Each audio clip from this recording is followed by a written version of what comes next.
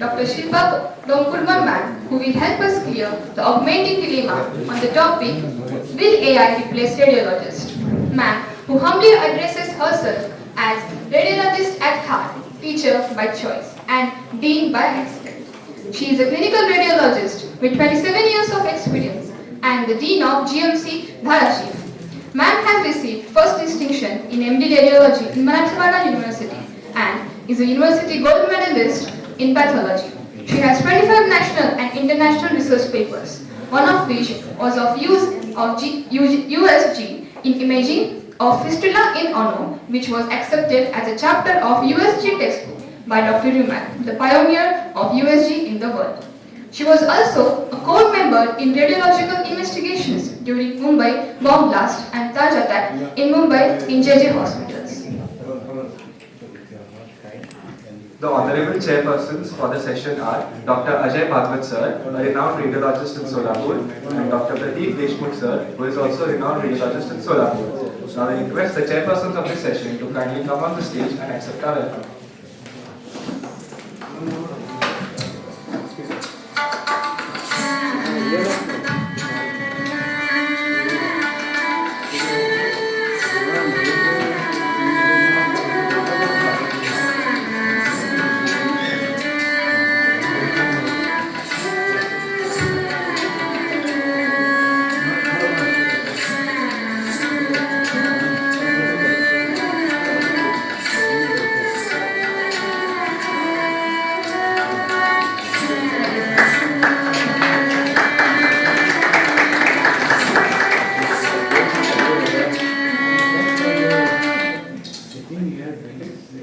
Now we request our chairpersons to kindly welcome our guest of honor of this session, Dr. Shilpa Domkundwar madam.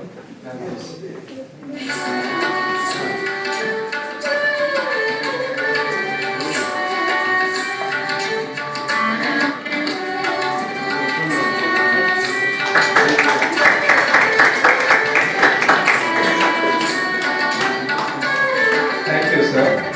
Now I request you, ma'am, to kindly commence your talk. Over to you, ma'am.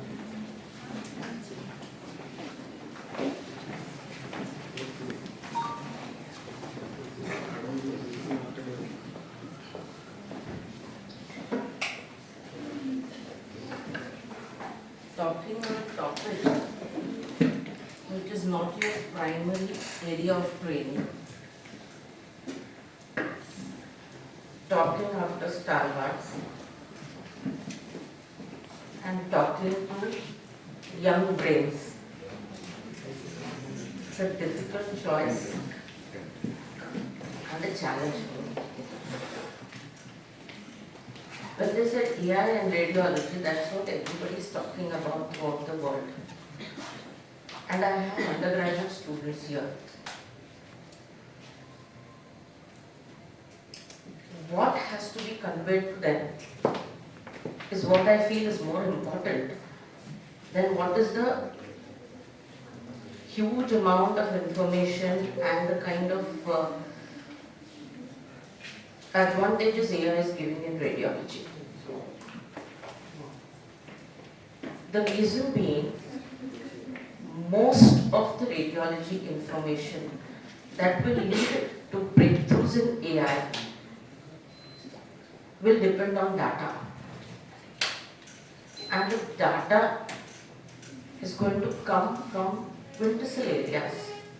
The data is going to come from the ward, from the sisters, from the junior colleagues, and from our young minds.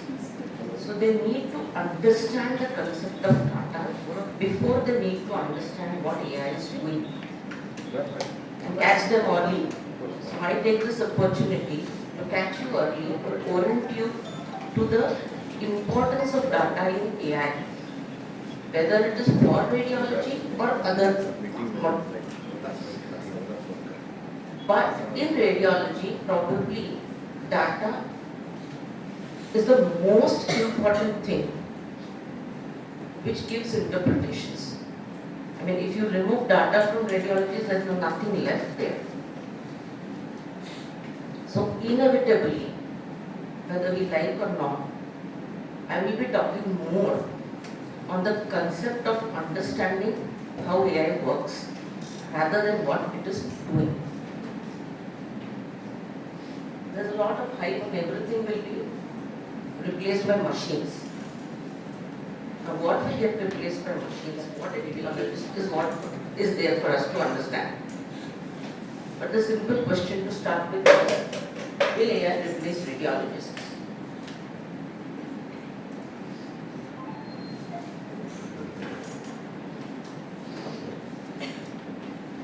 Simple question, a very straightforward answer. AI is not going to replace the radiologist in the near future. Then what are we supposed to do? Now this one answer answers so many questions for undergraduates. इसका मतलब NEET में अच्छा marks आए तो radiology लेना चाहिए. Radiology is an in branch. It's a comfortable branch.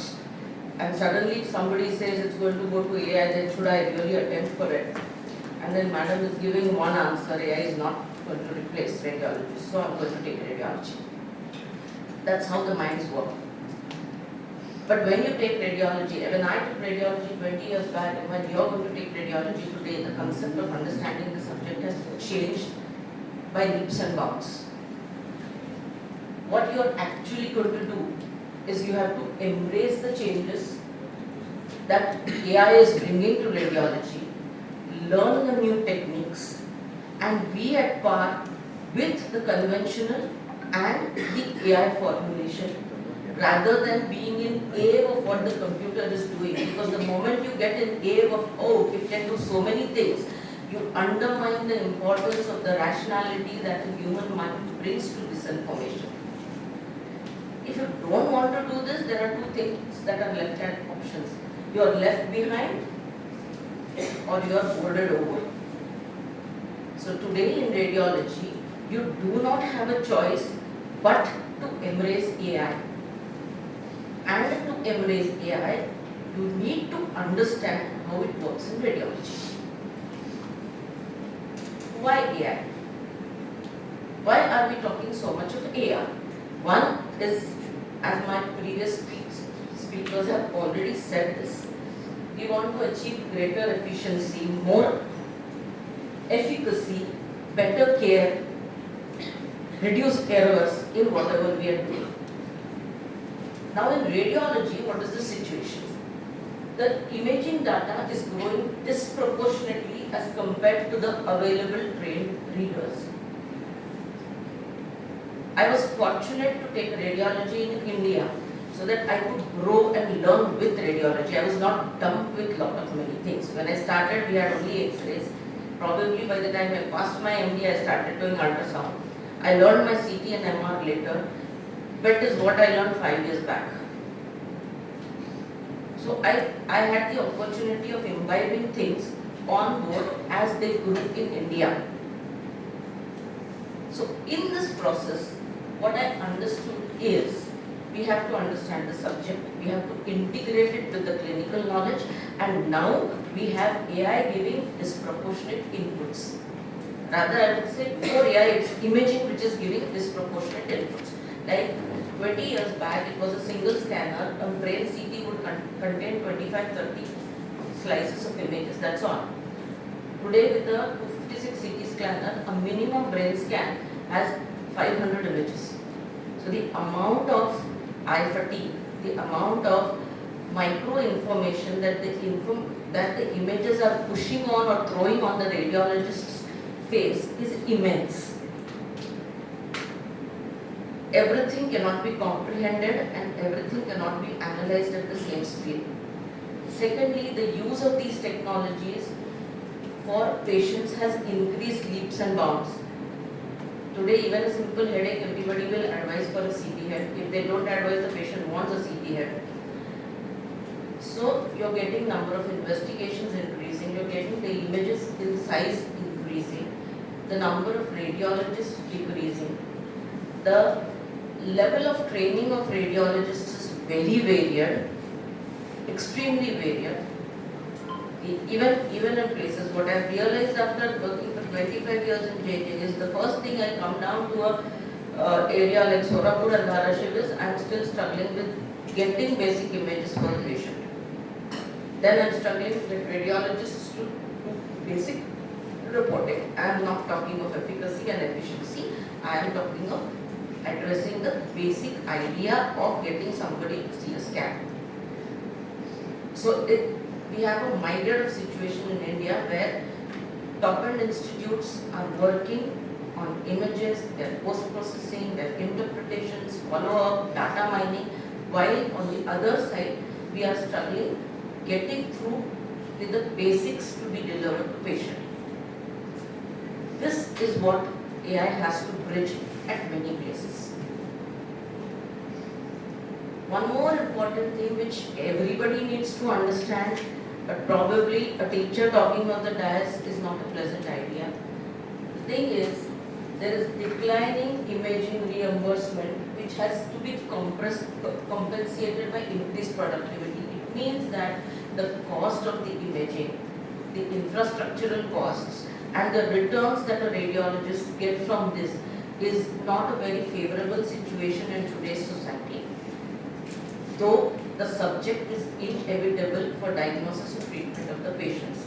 To make it viable for everybody, you have to integrate the conventional imaging pattern today with AI. Radiologist overload is what probably everybody of you know. So now what is AI doing?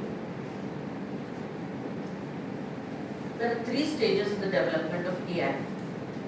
The artificial intelligence initially used a few years back was suboptimal. It was not at par to what the humans could do.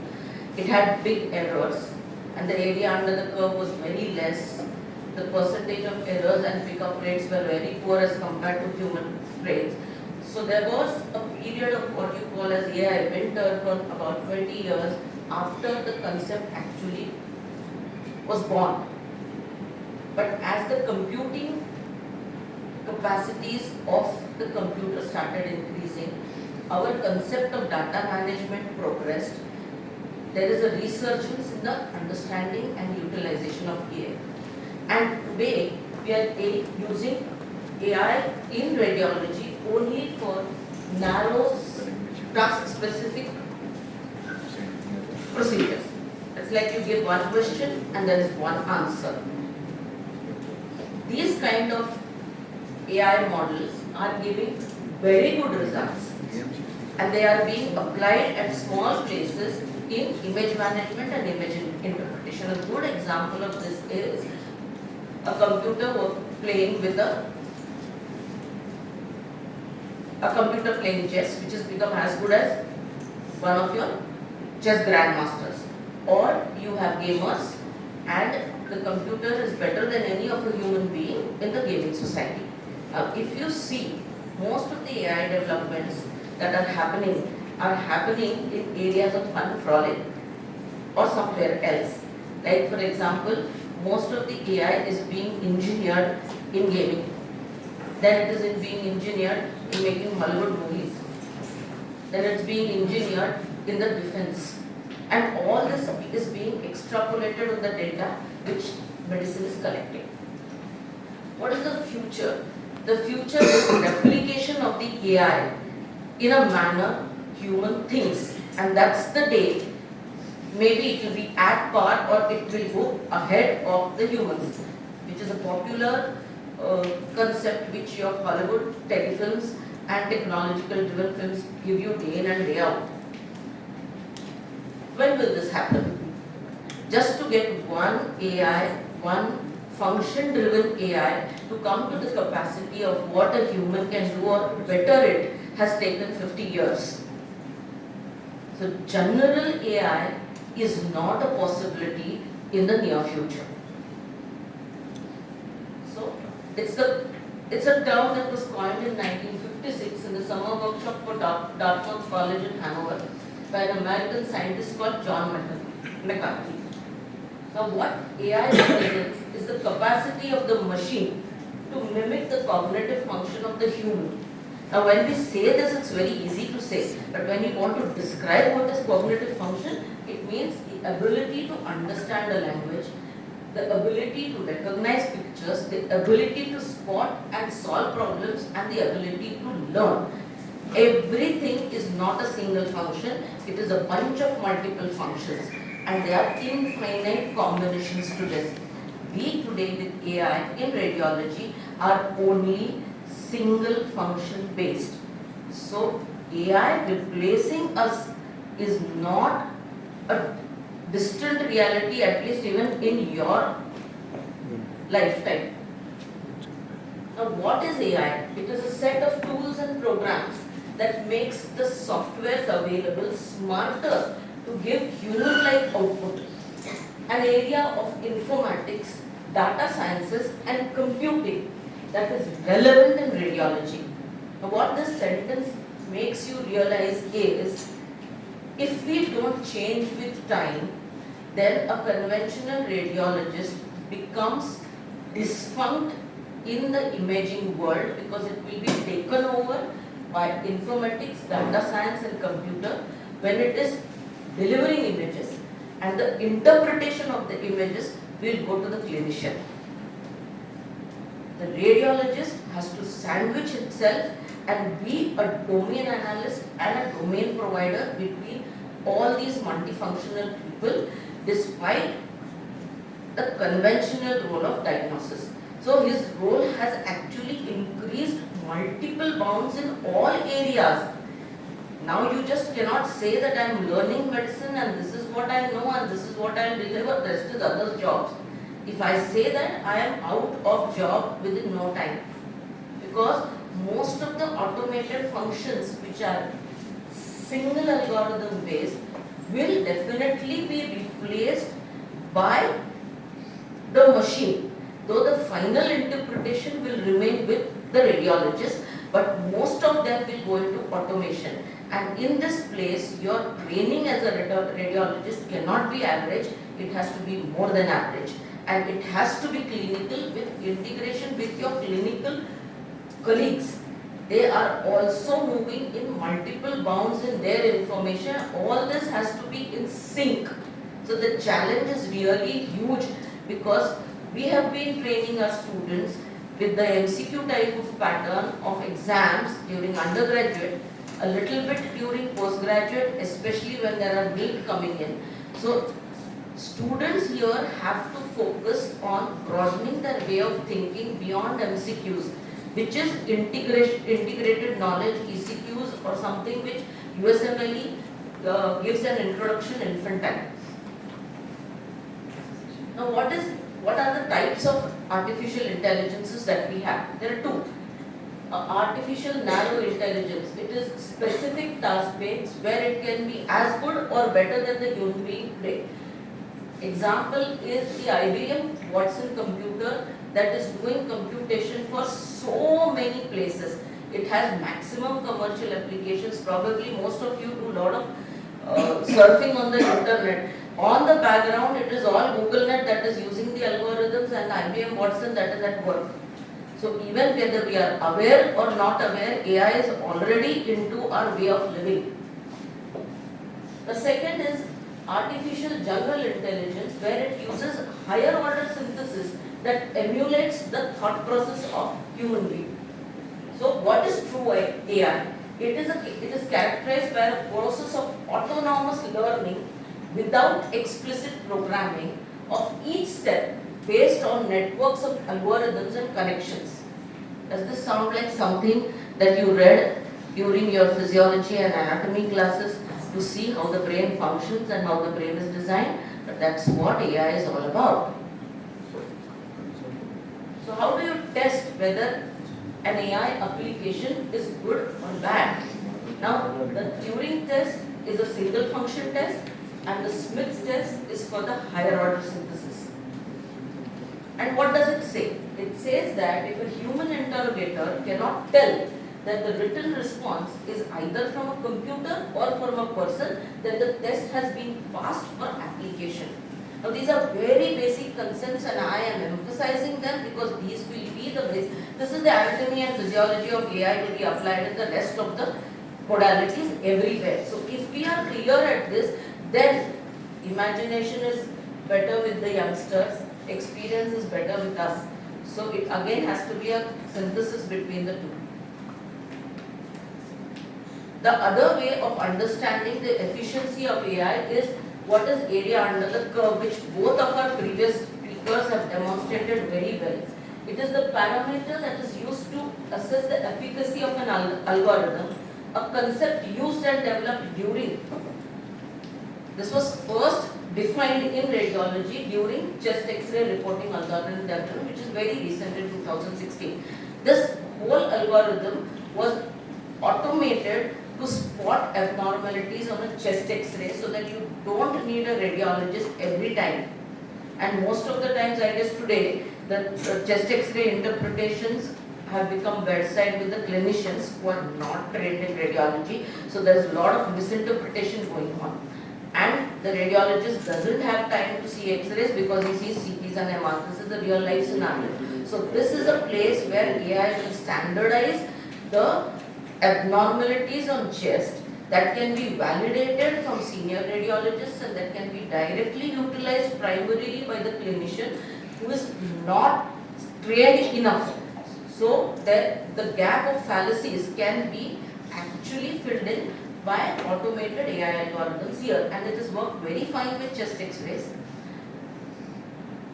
That is, how do you do this?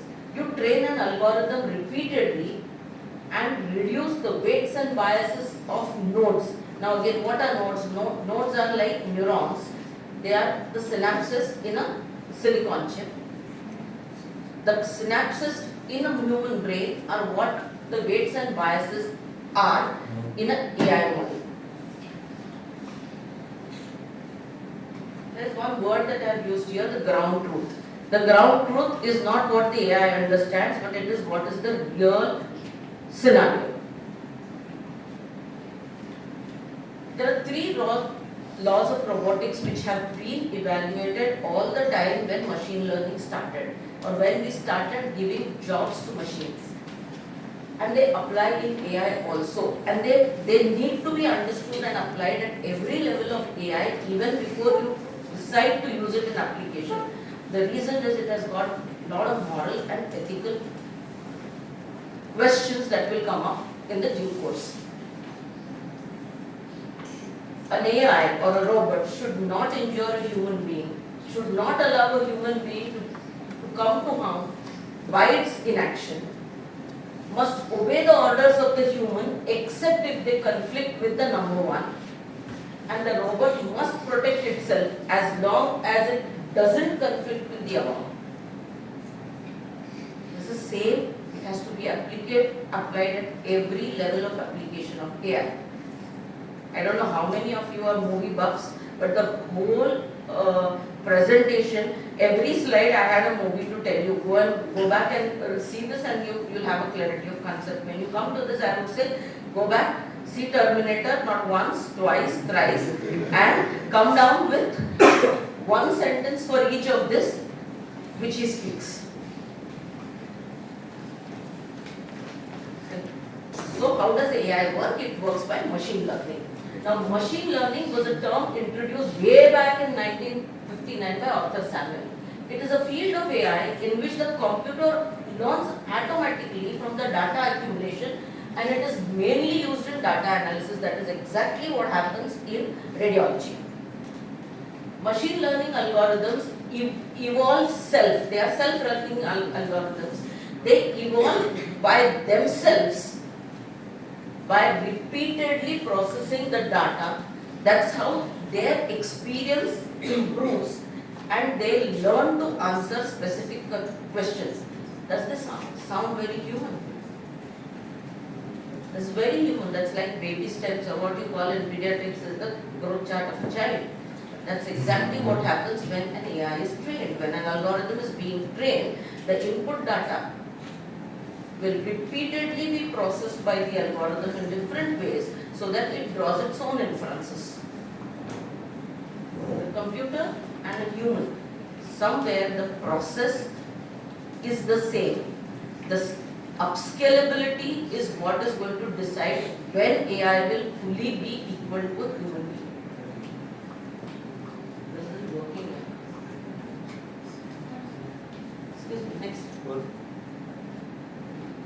Next.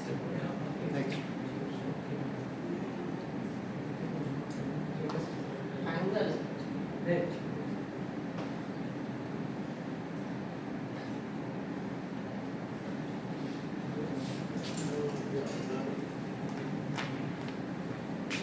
What are the types of machine learnings? This is what even our previous speakers have enumerated. One is unsupervised learning, where the learning patterns in the input, the algorithm learns on its own by looking and re-looking at the data without getting any feedback from a teacher. It's like you people. Class में नहीं गए, practical नहीं किया, फिर भी पढ़ाई की, बार-बार पढ़ा और मुझे आ गया. That is unsupervised. Then there is something called as reinforced learning, where you learn something and it gets validated by somebody. So there is a radiologist sitting and telling the machine, okay, what you did was right. It registers that, it re-registers that, and it comes up with new progressive algorithms which each time are validated by an external human being. It's like you come to a teacher, you ask her a question, she gives an answer, then you say yes, then you go and ask another answer, then you have two answers, you reiterate them, then there's a third question, you ask an answer, the teacher validates your answers, and now you have three answers which have been told. Madam ne bola hai, to sahi hai. That's how you discuss between your answers. So that is called as reinforced. Supervised is the teacher data and the interpretations that you have taken for yourself integrated together. And semi-supervised is half the data is what you have learnt on yourself and the others are suggestions.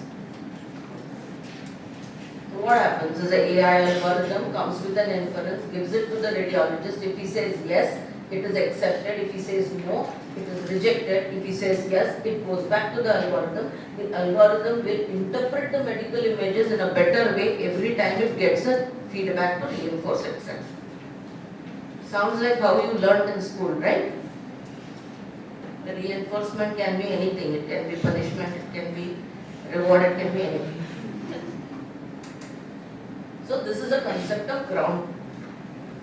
For somebody to say what is correct, what is wrong, what is right, there has to be something which is true, and that truth is called as ground truth.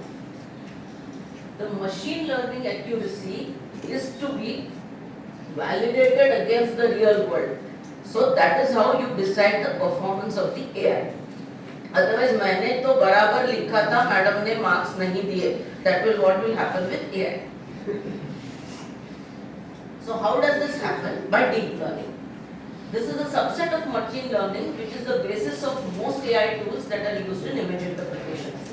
The computer has multiple layers of algorithms that are stratified into hierarchy of importance and then they are interconnected. Multiple layers of algorithms, multiple layers of neurons, stratified with hierarchy. You have the grey matter and the white matter. And there are important and interconnected. So you have synapses, you have tracts, you have grey matter, which is interconnecting, and you have connective tissue. Does this sound very similar to the anatomy of the brain? But that's what AI is about. Now what happens? They accumulate the data from the input, they process it, and they provide an output. The data from the input will come as electric impulses, they come as watersheds, they come as biases. These are whole new terms in AI. The concept is, it's like this. What is the input for a light? It is electricity. What is the input for something else? That is heat. So what is the input for them? These are electric currents, softwares and binary languages. So a multi-layered algorithm from large artificial networks allows deep learning. Now, what are large artificial networks? There are multiple ways of making these neural networks. These are called as artificial neural networks, which are similar or emulate the brain. There is a deep neural network, there is a convoluted neural network, there is a complex neural network. The words itself are self-explanatory. You have convolutions on the brain, you have layers in the brain, You have complex connections in the brain. So we are actually trying to emulate the whole concept of how the neuronal tissue works in the human brain to what it happens on the machine. So what are artificial neural networks? Again, these are nodes and points. So these are diodes. These diodes are called as perceptrons. Now this sounds like something like electrons. Yes, the unit nucleus, positron, emitron, electron. So there is a simple unit called node. This unit is called as perceptron. It takes in energy in the form of light, in the form of current. It codes it by a binary language and then it gives an output which goes through multiple synapses. What are those called as? The connections. So there is a hardware element that comes into formation of AI. Now these, they are connected by links. So these are connected by what you call synapse. I call links here. These propagate activation through the network whose strength is determined by numeric values. So it's like strength of the current, badaya, kam kya. So those factors are called as weights and biases. I am not going into the details because henceforth it will all be physics. So what are the types of feedbacks that happen in these layered connections? One is a forward feedback where from one layer to another a single signal is going, getting interpreted and coming out outward. So it is a single function. So you can allocate an algorithm a single function, a single question, and it will give you a single answer.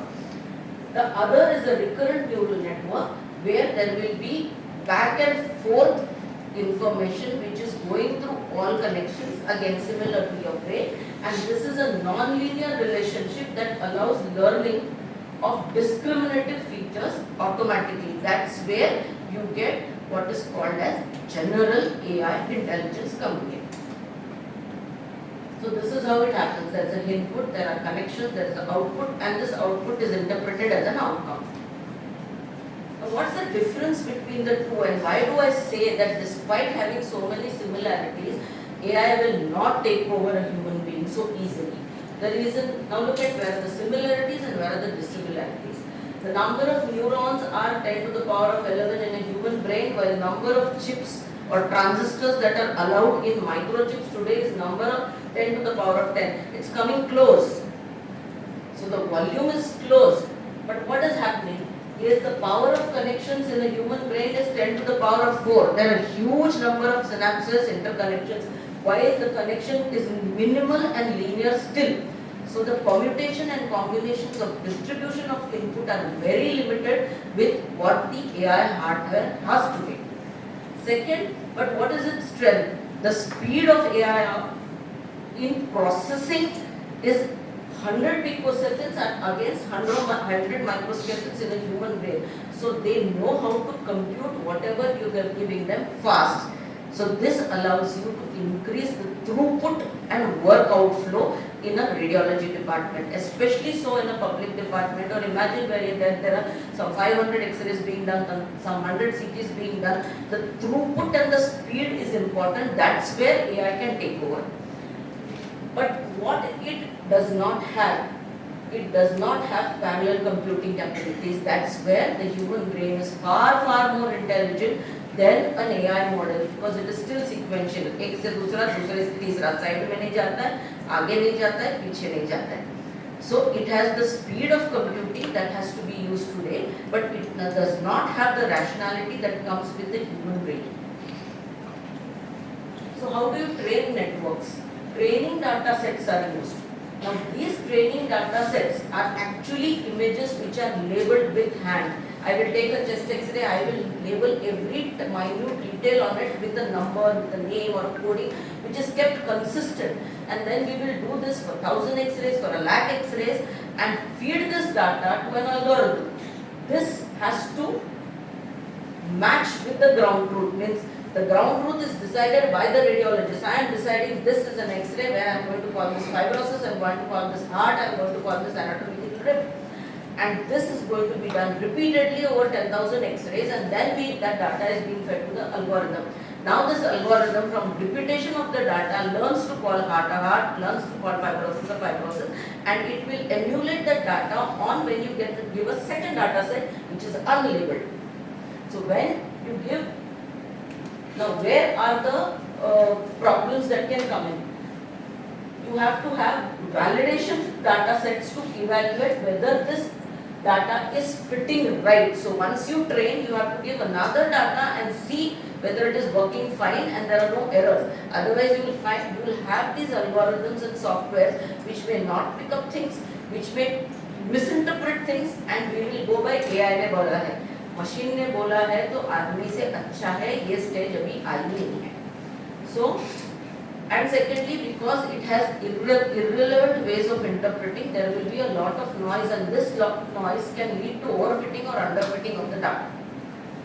So next is data augmentation training is done, where you add more parameters. First you said only fibrosis, then you said okay, irregularity, then you added a cavity to it, and every time you add a word, there is a data set of algorithmic inputs that is going in, which is getting integrated, and then you are getting an output. So you can trade, you can make it big, it can fail in between. So multiple rounds of training and testing are used using multiple data sets that improves the network performance, increases the accuracy, and makes the algorithm widely applicable. Till this doesn't happen well, we cannot use AI directly for diagnostic interpretation. And this has come to acceptable clinical levels in a few cases. One is chest, X-ray interpretation. Second is in few specific applications in oncology imaging, something like screening mammograms, something like pulmonary nodules, where it improves the screening, not the interpretation. So transfer of learned knowledge of one data set and one algorithm into a totally new algorithm is possible. What does that mean? It means very simply, I am trained completely. I put one wire here and put it into somebody's brain there, and he gets all my knowledge. I wish it happens like that. But that's what happens with algorithms. So when somebody else has to learn, if I have learned A to Z and I want to add 1 to A, I can just add 1 and A to Z and plug it into another algorithm so that it is ready to be used within no time. What you call cloning, what you call making robots in factories, and you are the ones who will tell me how many films show this. So, when did we use this kind of a thing? We used it during the COVID pandemic, where we didn't have people to report. The chest algorithm was treated to add in the COVID scoring to it, and automated reports of COVID scoring were used in high throughput institutes. So what is it? There is a predefined engineering feature which is being taught, and then you are getting an output. This is a traditional one, machine learning. When it comes to deep machine learning, you have multiple layers of neurons, multiple collections. There is a to and fro of information and an output that is it has to be interpreted. So there is an output and there is an interpretation, and the interpretation still needs human intervention. Now what is a use case?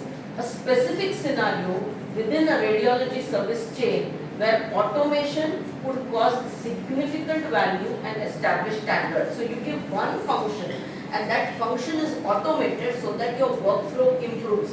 This can happen right from the patient coming into the department to going out of the department. It may not be limited only to the diagnostic capabilities of the particular modality.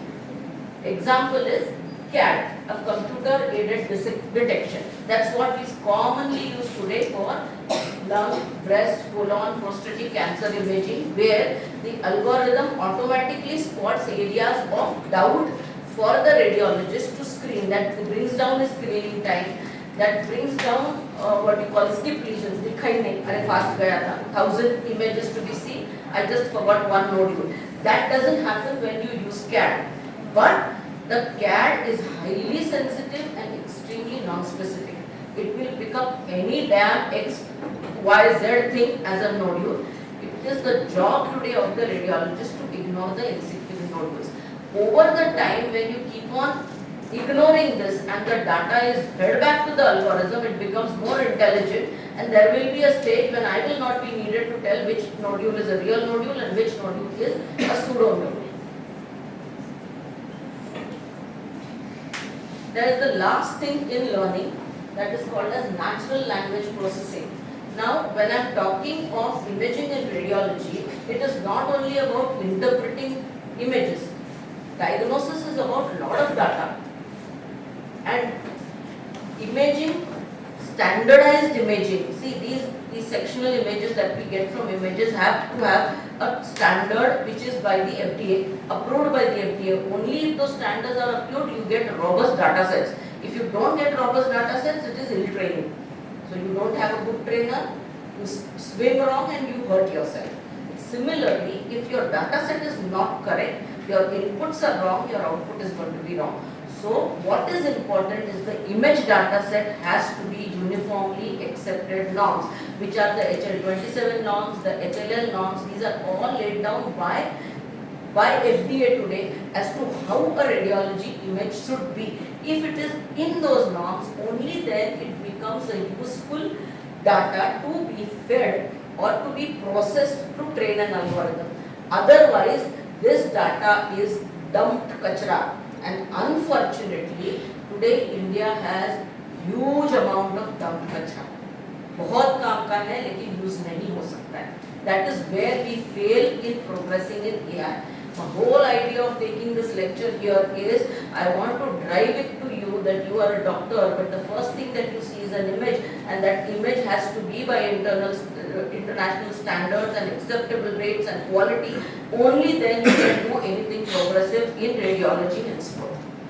Now these standardizations are really good for the CT and MR machines, but they are really bad for the X-rays and sonography.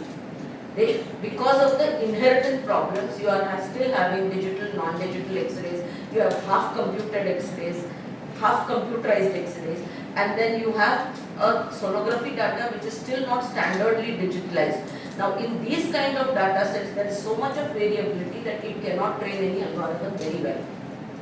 So, now what are the components of, coming back to the components of natural language processing. This was all about images, but patient is not images. The patient has a demographic data, he has clinical notes written, he has prescriptions written, their operative notes, discharge card, all this is written in Word file, scribbling handwritings, pictures drawn. Now this is an information which no computer can compute. But this is an information which is crucial to be added to all the imaging information to get integrated conclusions from any automation. Now how do we do this is we use what is called as text processing. The demographic physical examination, operative notes, labs, they use keywords or key diagrams. They are selected from a huge amount of data which is called as historic database. They are validated and it is converted into structural data, and this structural data will be fed to an algorithm which will then process and integrate it with imaging. Means what? Very simple. I'll tell you how this works. There is a keyword. That keyword will be given a binary 0-1. This binary 0-1 will then ignite electric currents in your automated hardware models, which will be programmed by software algorithms to read the same thing at the same time. So here the keywords play an important role. Handwriting may play an important role. So we are going back to the basics. Nothing is going back. We are pulling the basics: good handwriting, good history taking, correct demographic data, detailed bedside examination. All this is going to be relevant, rather more relevant today if we have to really apply AI well. Otherwise it's a disaster, because the inputs are going to be flawed. Then the combinations and interpretations that the AI can be haywire. Anything on the earth, under the sky.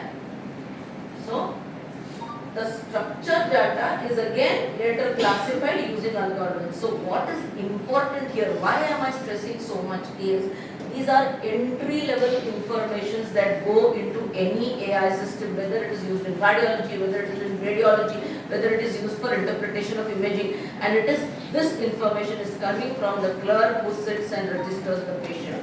Then for the image, it comes from the image which the technician is taking, the notes which a JR, intern, XYZ is writing, sister's notes. I mean, there are so many parameters that need to be standardized. Means what we were conventionally teaching in classes, the right methods of keeping paper, the right methods of keeping records, still are relevant in today's date of AI.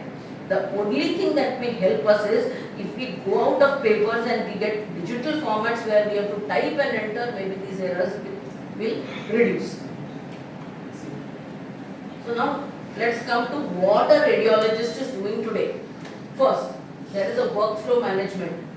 The department gets investigations in a list. Somebody wants an X-ray, somebody is doing an ultrasound, somebody is doing a doctor, there's a CT, there's an MR, there's functional MR, there's PET-CT. So you have a reception which is full of 100 patients waiting, fighting, it's like a bus stand. The first thing that you have to do is smoothen your workflow. This workflow smoothen has a workflow algorithm that is integrated in the PACS and the HIS systems, and that's the reason why government also wants HIS systems to come into hospitals so that they have authentic records. The amount of clinical material that India has is huge, but it is not translating into research and it is not translating into anything constructive in AI because it is not coming as a structured data. And it has to come to a structured data, it has to be digitalized. The only way to digitalize is to integrate computers into our hospital working today. Second is image quality optimization. Now this is where it's radiology interest. मेरा machine अच्छा है, मेरा technician अच्छा है, my technician knows how to do good work on the machine. So there are multiple buttons. It's like a camera. All of you use a camera. The camera has 25 things. If you use them correctly, you get excellent images. It's the same thing. You have to optimize the image quality to a level where it can be accepted by AI algorithms so that you can do data trainings for further AI application. If this step is suboptimal, the end results cannot be optimal. And believe me, this has to be extensive training of the technicians as much as the radiologist. You can only do an image interpretation, a data analysis, or a result can be given only if you know what is happening in the image. Example is, old timers will understand this. बहुत काला हो गया है, X-ray उसमें कुछ नहीं दिख रहा है. Means what? The image quality was poor. So you need a standardized image. If that's, and the standardized image for every machine has its own parameters that need to be set again by age, sex, ethnicity, demography, everything. What works in US does not work in India. We are small people. What works for their circulation rate does not work for us. The circulation time for an Indian man is different. So your CT injection has to be at a different rate. All these three parameters have to be so well set, only then you get good images. For manual interpretation and equal images for standardizing the data that goes into an algorithm. The third is data visualization. This is what we are doing maximally today. When I am saying I am a radiologist, what am I doing? I am seeing the data, I am understanding it, eyeballing, I am using my experience and the way I have learned to structure and interpret data and giving a report. This is what a radiologist is doing today. Data visualization. It is subjective, it is qualitative. इनका report अच्छा है, इनका नहीं है. That will still remain. But the objectivity can be, if there are 10 parameters which decide a good radiologist from a bad radiologist, 8 parameters can be standardized by AI in such a way that the role of good and bad radiologist comes down to 10%, 20%, 35%. And that's where the clinician will take over. So henceforth the radiologist has to be a technician, he has to be something in computers, he has to be something on the clinical side, and he has to be a business model, he has to be a technical model. Everything put together if he really needs to do what is the end aim. The end aim is patient care. End aim is patient care, not being a good radiologist, mind well.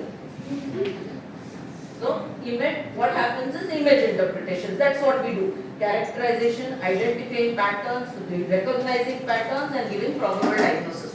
Now this 80% of this can be automated if your data, that is the image, is digitalized and standardized, and that's where we fail poorly. We are pathetic at that in India today, whether it is in radiology or anywhere else, and that's the reason we cannot get robust data sets. We are not able to give world-class research. We are not able to form algorithms for our own country. Now, what else do we do? I monitor the disease progression and response to treatment. Means what do? I do a CT today, I do every 3 months, 6 months, then I do an MR, or then if I need, I do a PET CT. And what do? I compare images. How do I compare images? The first data set and the second data set. I did a CT scan today in January, then I'm going to do it in March. So in the two, I have to have similar image parameters so that I can compare them. This is what has to be fed into the technician, into the machine before I get comparable images. Then what I can do is I can do superimposition of images. That's where a single function AI comes into being. Initially we used to do it manually. All of us, we could put 2 images, go up and down and do your eyeballing and think, okay, फिर मन नहीं समझा, madam बात कुछ लोग फिर go to one senior and tell him what do you feel, and then what the senior feels is the right thing, not necessarily. So how can we remove this bias? We can remove this bias by using a robust AI system which will compare the data, superimpose it and give you volumetric and quantitative evaluation of whether a nodule is reduced or increased in size, whether a cavity has developed, whether vascularity is increased, and then the output has to be interpreted. When I say the nodule has increased in size is the output, and I say there is progression of disease.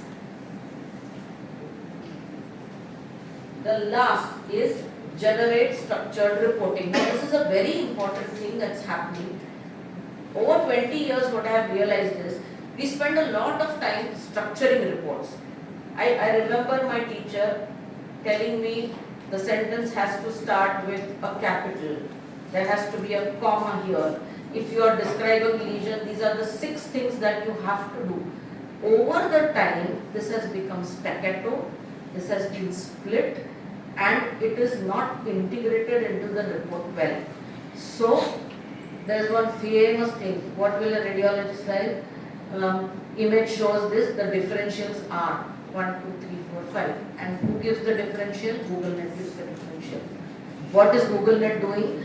GoogleNet is taking my image and its own image data, superimposing and then telling me, okay, this nodule looks benign. And I will come and tell you, okay, I put these 2 images and saw, and this looks benign. That's how all of you are learning radiology. But while learning this, you don't know that you are putting 2 data sets which may not be the same and trying to superimpose. Minnie and Mickey Mouse, both are mouse. एक को दूसरे पे रखा तो Minnie Mickey नहीं होता, Mickey Minnie नहीं होता. So you have to be very, very careful while using these shortcuts. What is structured reporting? Apart from this standardization, what is expected of AI in structured reporting is you integrate the clinical data, you integrate the pathological data, you integrate values from the biochemistry, you put everything into the algorithm and you give a clinical, radiologically completely correlated report for which try and understand the amount of standardization of data that is needed. So these are the workflows that are to be managed in radiology. Whatever I spoke right now is this: detection, characterization, monitoring. This is core radiology, where you need subject knowledge, where you need clinical correlation, and where you need to understand your machines and the data science behind artificial intelligence to improve this. This is right now a single function use, like detection of nodules, detection of microcalcification on a mammogram, detection of doubtful areas in the prostate on an MR prostate. It is a one function which helps us reduce the burden of finding things for a radiologist, but it does not give complete reporting. So we are at this stage of data mining and artificial intelligence in radiology now. Getting a report is a very, very distant possibility. But where do we use artificial intelligence today? I'm just wondering, 5 minutes. It is the acquisition of the data. The machines are integrated with intelligent software and intelligent algorithms. Secondly is the pre and the post processing of the data, where you get images which are standardized according to the FDA requirements. Then what are image based tasks? Volumetry on the image, measuring the volume of a lesion, or if how many of you understand this, there is CT angiography being done. So you get sectional images, some 1,000, 1,500, and one coronary artery which is like 2 millimeters in size, and you have to keep on tracing that over 1,000 images. Now this tracing is done automatically. That's a single function, and you get a one-click cardiology image, which happens today. I remember learning coronary angio on CT, which took 3.5 hours to process. After 3 minutes, the patient took to give us images, and then all of us would run away. We would always find one JR, ये कौन करेगा? और फिर वो JR 3 घंटा बैठ के गलत लाइन निकालता था और बाद में बोलता था मैडम यहाँ पे टूट गई. So you go off. So we never did that kind of a segmentation. Today it's come to automatic. You do a single click and the vessel comes out for your structured reporting and integrating with that process. I think I have elaborated enough on this slide. It's the same thing. You get an EMR data, there is a natural language processing to integrate data from other departments. There is machine learning happening. You are giving data which is clinical. All this put together is giving you an artificial intelligence generated program of the patient, which will be called as a digital patient data. You have a whole patient which is digitally represented on your computer. So what happens today?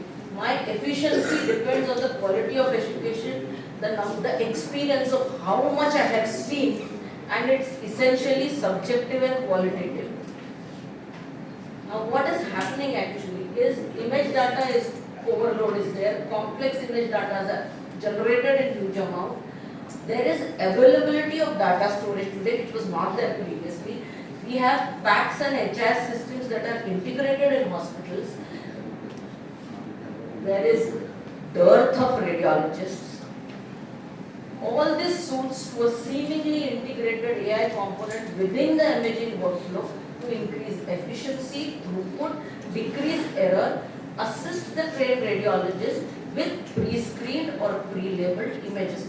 This is the role of AI today, which can be compounded over times to reduce the human intervention, which may take maybe a century. So, rapid growth in data sciences, computational powers of computers and chips, and automation of many processes is shifting radiology from a perspective subjective craft to a quantitative and a computable domain. And maximum AI interpretations are happening in diagnostic radiology, because standardized data, machine generated data is still coming in radiology. What are the diseases where we are using it? In neoplasms, we are seeing for progression and progression of diseases, to spot abnormalities on huge amounts of data. In nervous systems, quantification is being used in demyelination diseases, cardiovascular diseases, for plaque analysis, for vessel analysis, automation is being used. All these automations are AI driven. That's exactly what I am saying. If we are using computer aided diagnostics, a single automation, but it is using a deep learning technique where multiple synapses and multiple layers are being used to get better pattern recognition. It's the same thing that I said. There is a characterization of lesion happening. Where can we use this characterization of lesion as a single function? A plaque analysis, a soft and a hard plaque decides whether the patient is going to get an embolism in the near future. If you have a plaque which is being denuded, then you know that the patient is going to go into a second stroke again. So plaque analysis, especially so in the carotids, is an application which has a direct clinical repercussion. Early stroke detection is used in CT, where the machine is automated to pick up early infarcts. You don't need to be there. The technician does it. With the image, the computation will give you suspected areas as colored pictures. Even the technician can call up and tell the neurointervention person or whoever, there is an acute infarct and you need to take care of it. You don't need to wait for a radiologist to see the image or quantify it. So these kind of automations, like you have a patient of trauma, the images come automated labeling the fractures. The images come automated picking up hematomas. So that's where the technician just gives a few labeled images, automatically labeled images that go to the clinician, and a radiologist is not needed. Important time between the investigation and treatment is cut down by automation of these kind of functions. I spoke of monitoring. Now what is radiomics? They say computation of characters of images beyond the human capacity. Like if you give a computer some characteristics and lesion it has to see, what my eyes can see, it can give me 400 more characters of the same lesion. So these are new characters which a human eye cannot see. So they are called as digital biomarkers. So this is an upcoming field in radiology where digital biomarkers can help characterize the lesion better.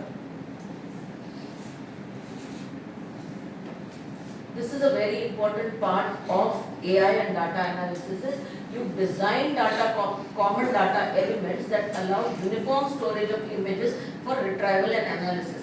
Every image will have some 10-25 demographic features which will be similar throughout the world, or at least throughout standard algorithms. If that standardization happens, the amount of data that is available for mining will be huge, and automated learning without any human assistance can be very, very fast.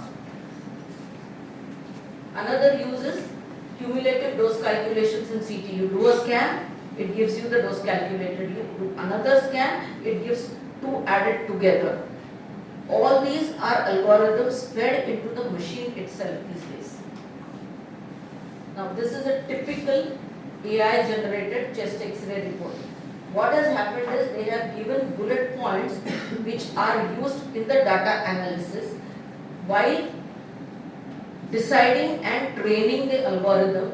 This QRS interpretation is a standard algorithm which has been made for chest X-ray reporting. If you open the chest X-ray in this software, it will give you imaging interpretations or imaging findings. The interpretations are still very infantile and remain with the radiologist. But the chances that you will miss something are less, especially so when you have junior or untrained radiologists or you have an excessive workload. So this can cut down on reporting times. Now these are automated softwares where see the fractures are being auto-labeled by the machine itself before it comes out. This is detection of nodules. They will come with labeling. The nodule parameters may also be there. This is a prostate functional image. The mapping, the coloring has single function automation used for all the characters. Now if I am giving volumetry, if I am giving density, if I am giving the vascularity, then there are 4 or 5 automated functions which run on the same data set before giving you these images. And this is where you can use it in bleeds, traumas, where you don't need to wait for the radiologist to come. वो machine का report आ जाता है, वाली बात है ये. What are the challenges ahead? There is availability of huge data sets. Biomarkers can be made. Data curation is again the same thing. What is it? Data curation is you have to standardize the data for a particular function, and that standardization has to be used throughout the world. Defining patient cohorts. What is the parameter that you want to give the software so that it gives you a result? If you say I have to take names of everybody, I have to take sex of everybody, or I have to take age of everybody, it will take that much. But If this cohort is not defined well, then the single function outputs will not come out good. So what is basically we have to do right now is the region of interest that you want automation to happen is to be defined by you. It's the young brains who are going to tell them, see, do this and this automation will help us. So that is where the extraction needs a lot of imagination from our side. There will be regulatory issues because inanimate things are coming into being. There are no regulatory bodies for AI right now. So we depend on the ethical behavior of software developers and collaborators, and mind these are all economic models of startups. So we can always put the ethical behavior into a bias. Secondly, the data from the patient is being used to train the machine. This data is anonymized, but does the patient have a right on the data ownership? If he has data ownership and rights, what are the advantage he gets from developing these technologies? There are no answers to this today. Again, the doctor may not remain the sole primary agent of interpretation of radiologist studies. Let me put this like this. This image is there. It says that you will need an operation and there is a lesion like this. The machine has told this. It has interpreted it its way. I don't know how it has done it, but this is the report he has given. So go and get yourself operated. How many of us will do this? It's almost like calling up 1800, 1 दबाओ, 1 2 3 3 दबाओ, 4 दबाओ, 5 दबाओ, उसके बाद में तुमको answer आएगा. So these fallacies have to be addressed simultaneously while developing AI models. So the question will always remain, who is responsible for the diagnosis if machines start taking over interpretation? So you have so many people involved, the data scientists, the radiomic developers, the marketers, the manufacturers.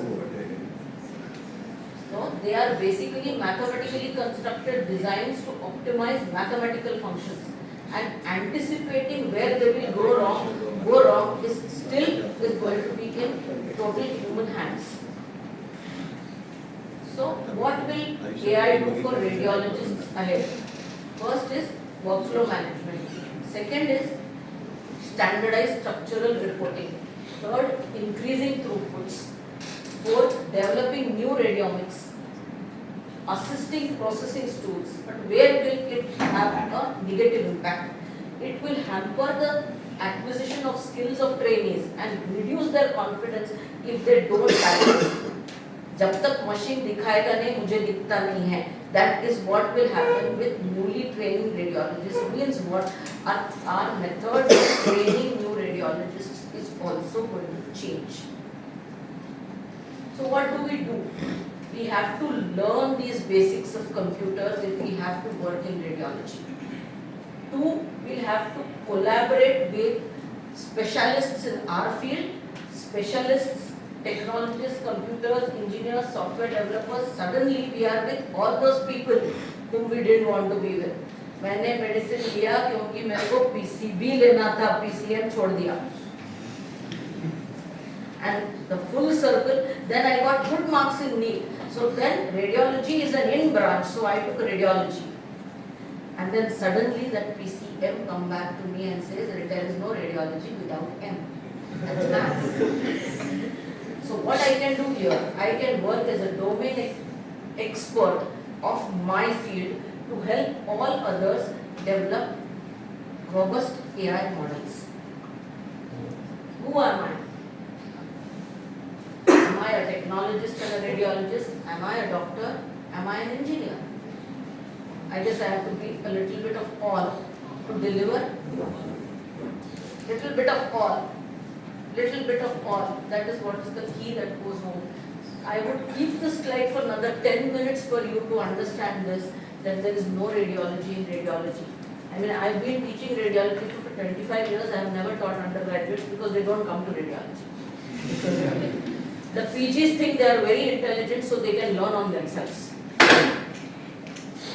But I'm teaching them one thing, that there is no radiology in radiology even before AI came. Because radiology is 50% anatomy, 30% physiology, 20% clinical and 10% technology. Radiology is not a subject, it is a medium that helps you bring a diagnosis to the patient so that he can be treated. To this we are now adding AI. And when I add AI, the 10% that was left for me is taken up by AI, and then I am like that chat person who is going Chat to do. GPT. It's chat. Why did I say all this then again? Is most of you left maths because you didn't want maths and you wanted biology. I left maths despite being a topper during the 12th for the state. For one single reason, that you don't grow under a banner. My father was a mechanical engineer who had 50 textbook publications, who are university recognized for half of the world. And I used to tell him there's nothing except stress to be your daughter. मैं काम करती हूँ, मैंने engineering नहीं लेना है. He said, okay, fine, don't take engineering. I am a mechanical engineer. Computer was in thing at that time. You take computers. I'm not going to understand computers. I said, no, Dad. You have first textbooks of computers, Fortran, Pascal, and C+ of India. You may continue with it or you may not continue with it, but then this is what my future is. I am not going to be with a strict man who will make me do my maths 24/7 in the house. That was the only reason I left maths. Took medicine, saying that it is more of compassion, it's more of an art, and it's less of rationality. In maths, you can't make mistakes. A mistake is a mistake. In medicine, mistake can come out right sometimes. It is intuitive. And that's what had attracted me at that time. It was also a safe choice. And today, I come back and give him a tribute saying that you came 25 years back and make me speak on a subject which is your basic forte. I left maths only to come back to computing today again. Thank you.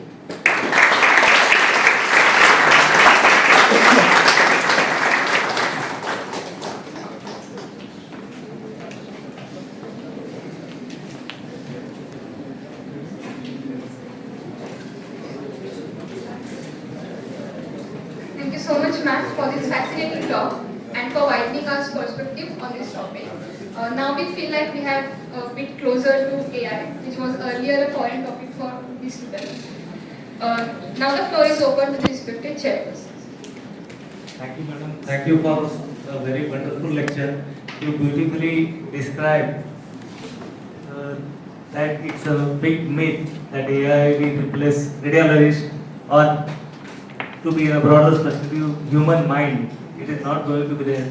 And you also told us how to use AI in a bigger country like us, where there is shortage of doctors.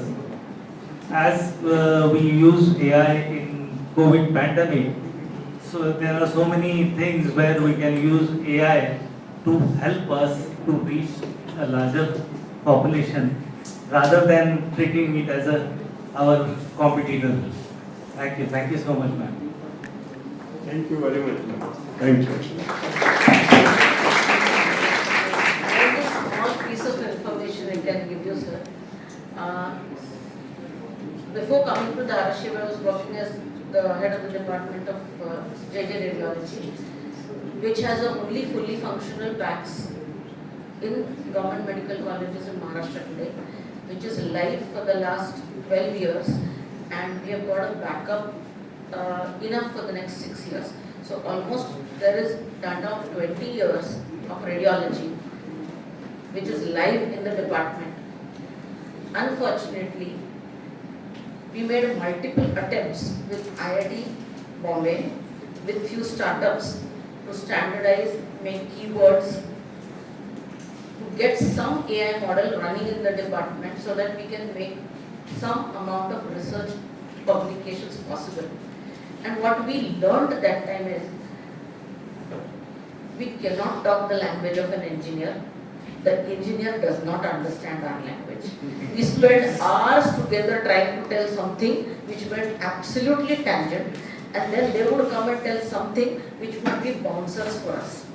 The only thing that we managed to do was label reports and images on keywords. So we use filters extensively. So given time, if anybody goes and says that I want to learn how to report a MR knee, and I want to learn these 5 pathologies and how they look, he can use keywords and filter out. He will get some 200, 300 cases within the department.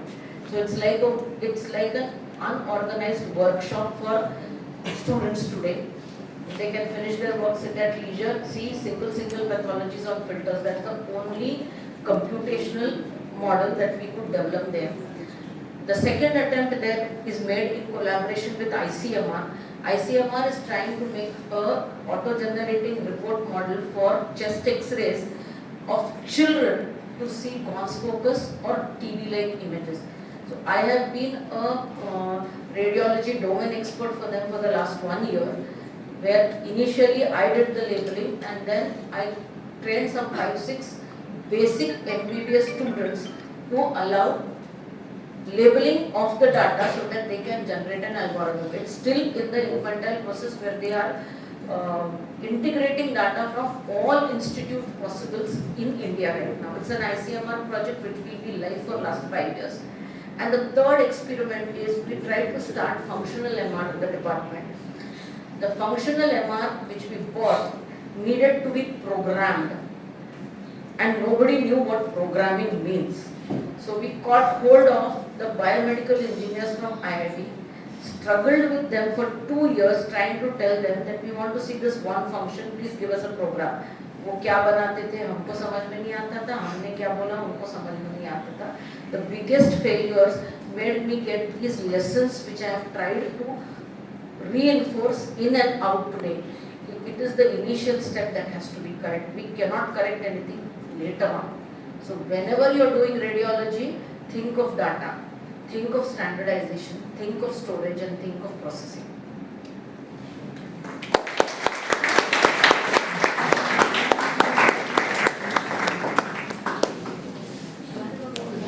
Now we request the chairpersons to kindly come on the stage and felicitate our guest of honor, Dr. Shilpa Domkundwar.